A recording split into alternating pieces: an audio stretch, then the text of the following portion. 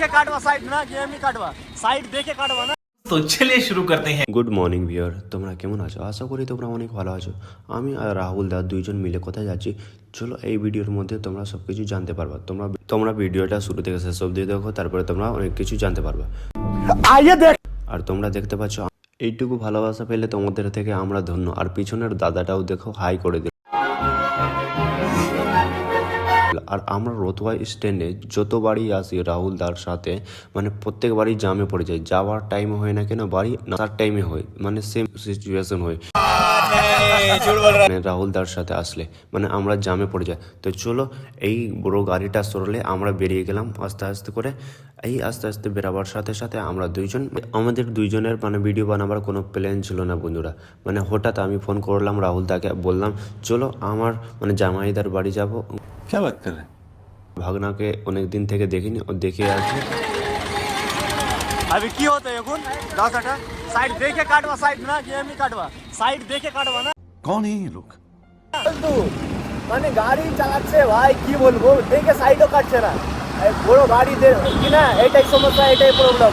Bike वालाদের এই ভাই accident হয়। अच्छा हमको से বললাম না রাহুল দা, পুরাতন রাস্তা দিয়ে আমরা যাচ্ছি। হ্যাঁ, নতুন রাস্তা দেখ তো কেসে শর্মা। পুরাতন মানে হেভি হয়, নতুন মানে আবি এখনকার টাইমে রেডিমেড জিনিস হয়।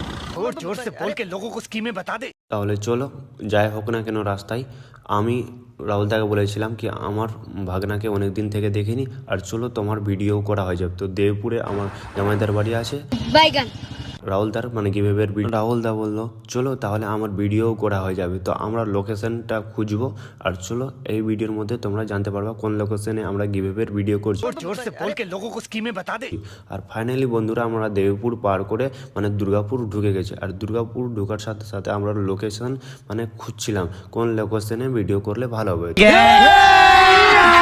अभी मजा आएगा ना भिड़ो। নাককাটি ব্রিজের পিছনে যে ছোট ব্রিজটা রয়েছে, মানে দুর্গাপুর স্ট্যান্ড থেকে মানে কিছুটা মানে 1 কিলোমিটার দূরে আছে, ভিতরে আছে। তো চলো ফাইনালি আমরা এসে গেছি, তোমরা দেখতেই পাচ্ছ।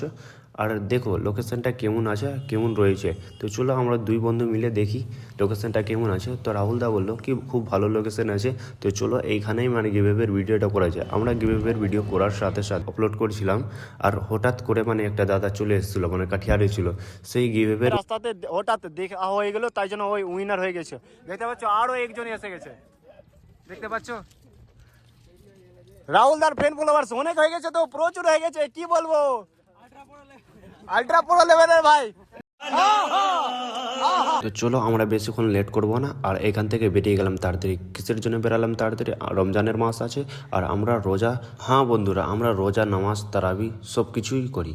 তো চলো তোমরা এই ভিডিওটা দেখো। আর এটা মানে দুর্গাপুর স্ট্যান্ডের আর নাককাটি যাওয়ার রাস্তায় যে তোমরা কি বলো, হাট বলো নাকি বাজার বলো, আমি তো জানি না সঠিক। তো তোমরা কমেন্টে অবশ্যই জানাও এটা হাট আছে নাকি বাজার আছে। দেখে তো মনে হচ্ছে হাটের মতো, কিন্তু ছিল আসলে মনে হয় বাজার। তো তোমরা কমেন্টে জানাও কি আছে। আর এটা ভিডিওটা দেখো, এই মানুষটা মনে হয় শাহরুখ খান ছিল, ওইভাবে কথা বললো আমাকে। আমার ভিডিও যেটা না আছে। अच्छा हमको से টেনশন করতে আমি নিবই না।